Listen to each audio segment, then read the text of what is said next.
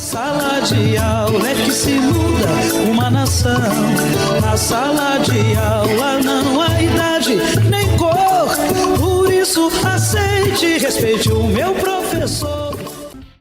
Boa tarde! O nosso programa de hoje é especial. No dia 10 de maio último, nós tivemos o prazer de receber em nosso estúdio dois verdadeiros guerreiros da justiça social em nosso país, Renato Freitas e Guida Calisto.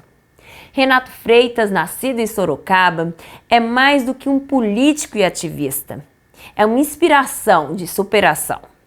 Sua trajetória, marcada por tragédias familiares e lutas por direito, é um testemunho vivo de resiliência e compromisso com a justiça. Guida Calisto, uma voz incansável em Campinas, desafia os paradigmas machistas e racistas com sua coragem e determinação. Sua luta pelos direitos sociais e pela valorização da cultura negra é um exemplo de sua dedicação em desmantelar estruturas de opressão. Ambos são alvo de uma campanha covarde da extrema-direita, mas não se deixam intimidar.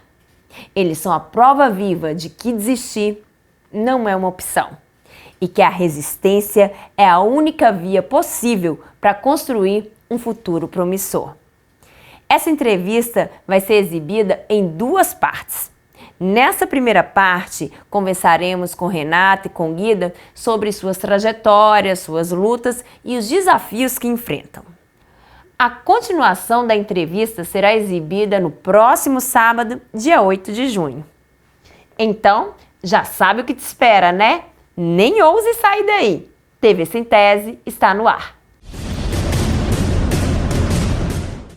Cansados de desvalorização profissional, perdas de direito, más condições de trabalho e precárias infraestruturas nas escolas, os professores e professoras de Sergipe paralisaram suas atividades por 3 dias, entre 22 e 24 de maio. Na matéria a seguir, o presidente do Sintese, Roberto Silva, tece um balanço da paralisação e atualiza o quadro de reivindicações da categoria. Acompanhe. Terceiro e último dia de paralisação e, professor Roberto, qual o balanço o senhor faz? Veja, a gente entende como importante esses dias. O governo obrigou os professores a paralisar quando disse que não tinha proposta alguma para o magistério. Isso obrigou esses 3 dias de paralisação. Os professores peitaram uma ilegalidade por entender que nossa pauta é justa e necessária de ser lutada.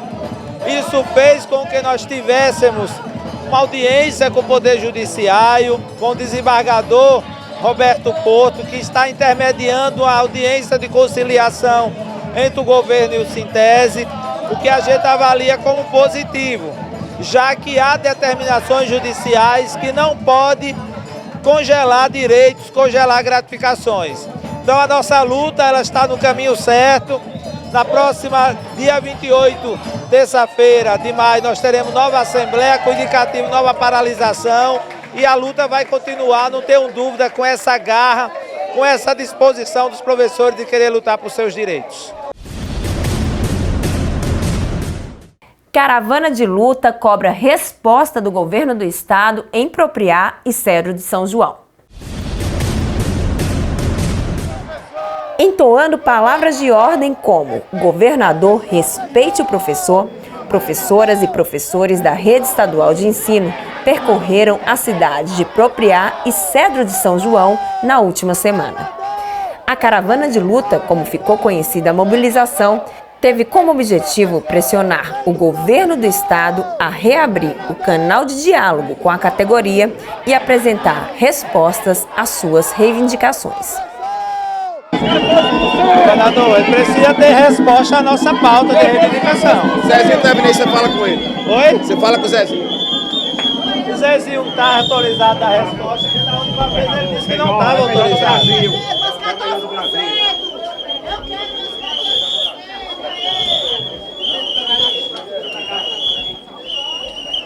Os professores? Eu não, mas o governo sim. Tem o secretário de administração, a Lucivana, a secretária Zezinho, eles vão atender os professores. Eu recebi 8 vezes como ainda assim foi taxado de que não adianta as pautas, então trato com o governo. Quando essa conversa vai acontecer? Quando Deus Secretário, quiser. quando a conversa vai acontecer? Deus quiser. União com o Sintese. Sim, diga, minha filha.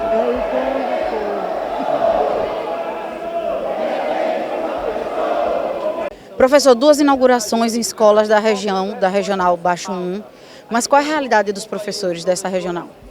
É como de todos do estado, extremamente desrespeitosa, né? Melhorou em 2 escolas, mas tem diversas outras em condições péssimas de trabalho que não oferece a condição adequada, nem para o desenvolvimento do trabalho dos professores e muito menos para atender a qualidade que os alunos necessitam. E os professores, hoje, eles acompanharam a agenda do governador com um grito de guerra, governador respeita o professor.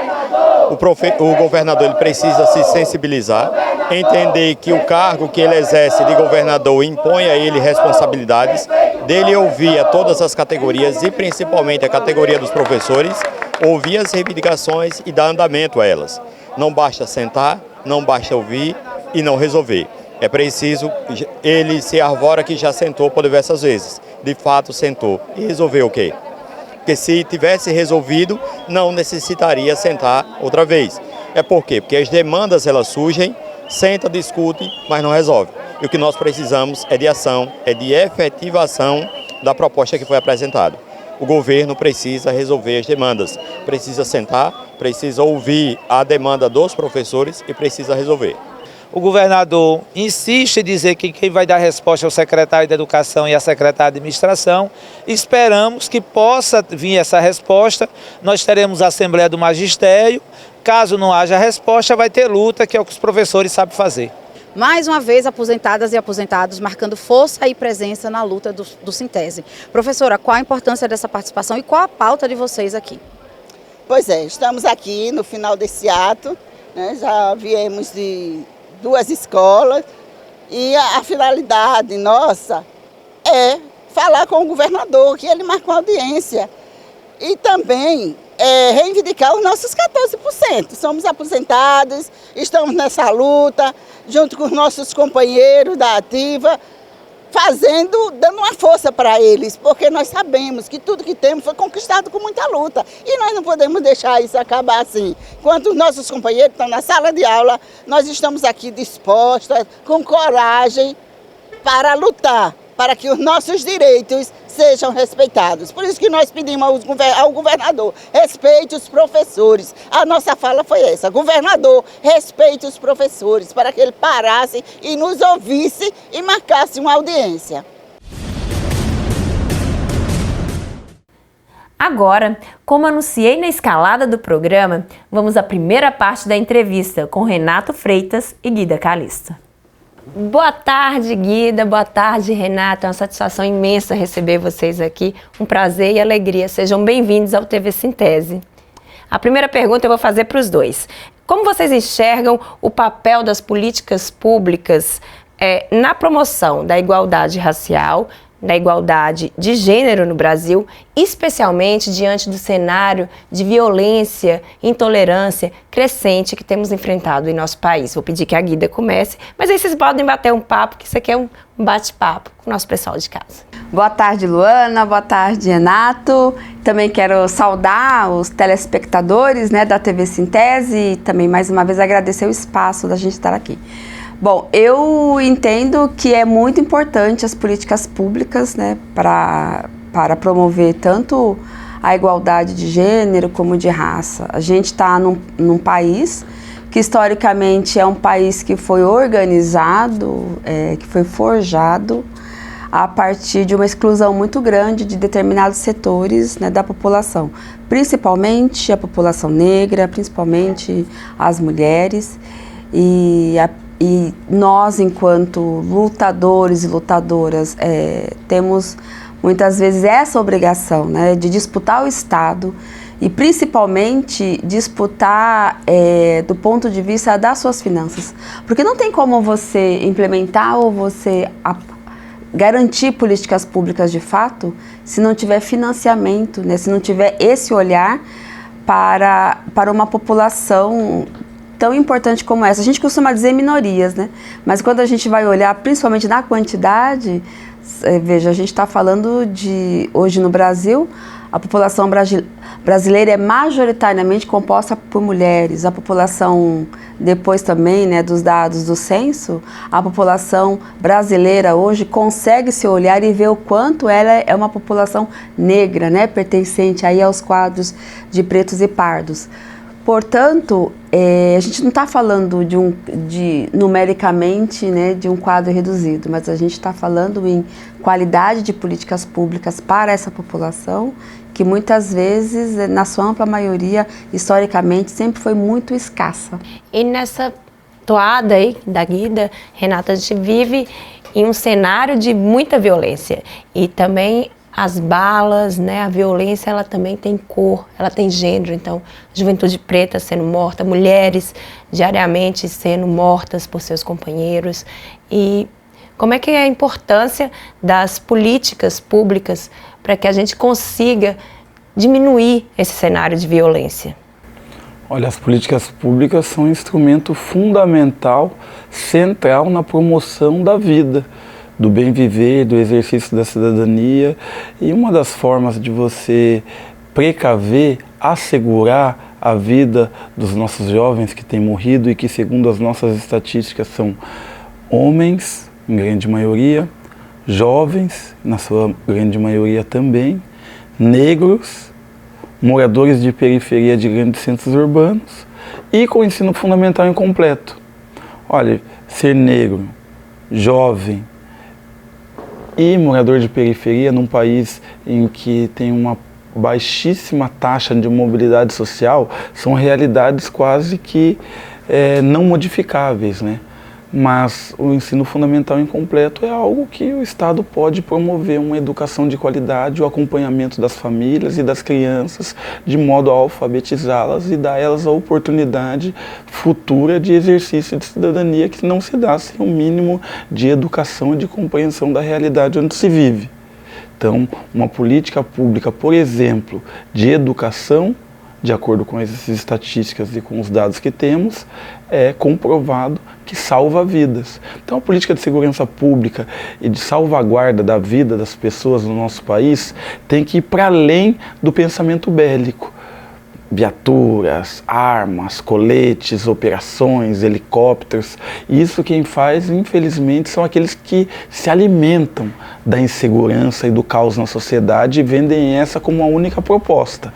Mas a educação de qualidade, o direito à moradia digna, o direito ao acesso à saúde e uma estrutura familiar adequada que tenha condições de prover o sustento, isso daí com certeza reduz a violência de modo geral e, por consequência, né, a taxa de homicídios. E isso, é claro, tem que ser obra do Estado a partir das políticas públicas. Eu sou fruto de uma política pública como essa, a política das ações afirmativas no ensino superior, da chamada cota racial.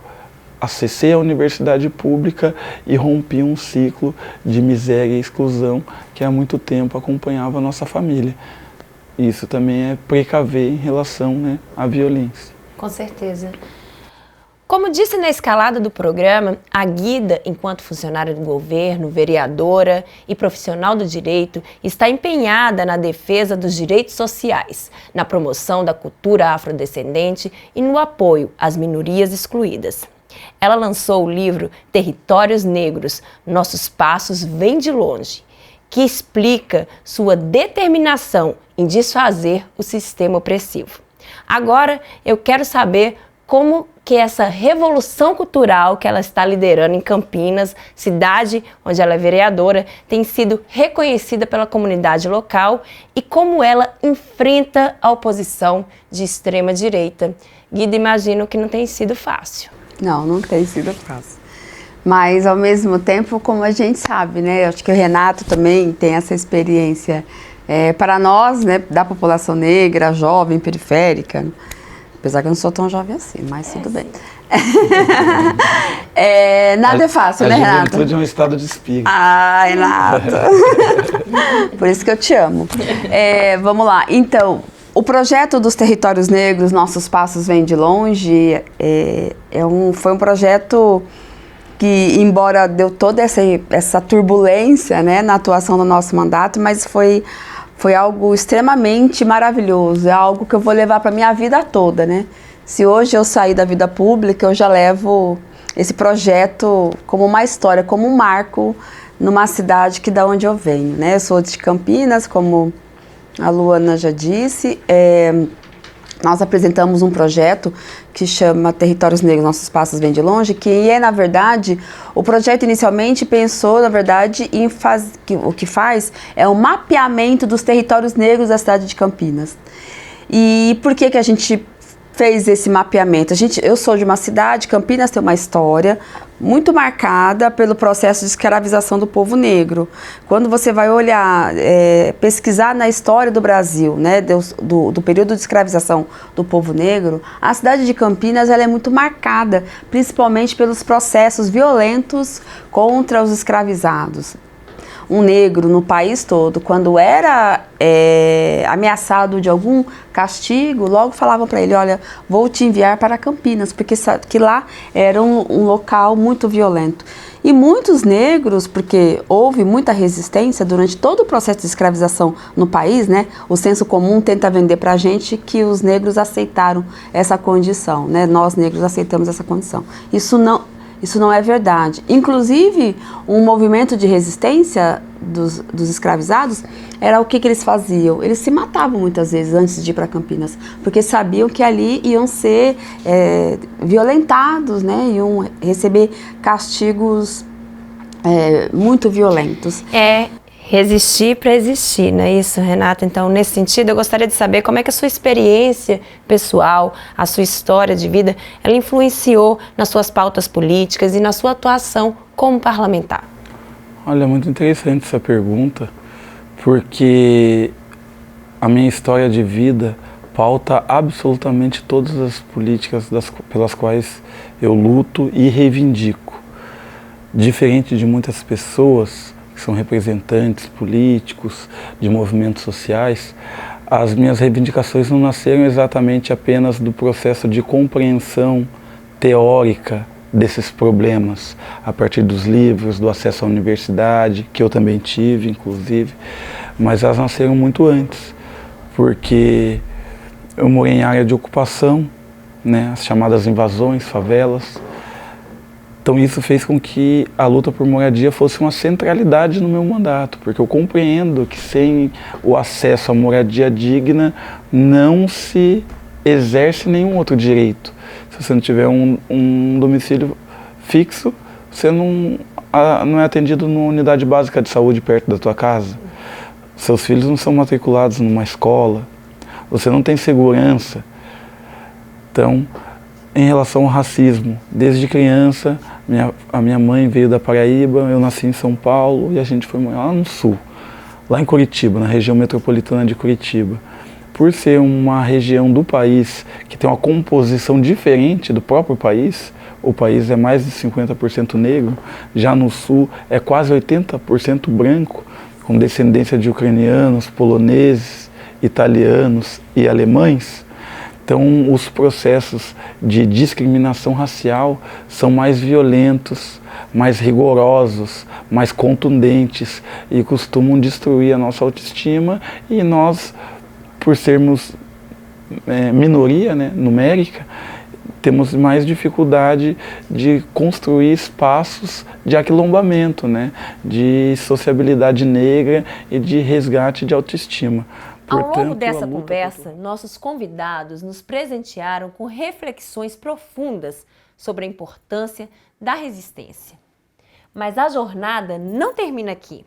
No próximo sábado, dia 8 de junho, continuaremos com essa entrevista impactante com Renato Freitas e Guida Calisto. Não perca essa nova oportunidade de ouvir mais sobre suas lutas, seus sonhos e suas perspectivas para o futuro do nosso país. TV Sintese fica por aqui. Para você, boa tarde e boa sorte. Professores, protetores das crianças do meu país, eu gostaria de um discurso bem mais feliz. Porque tudo é educação,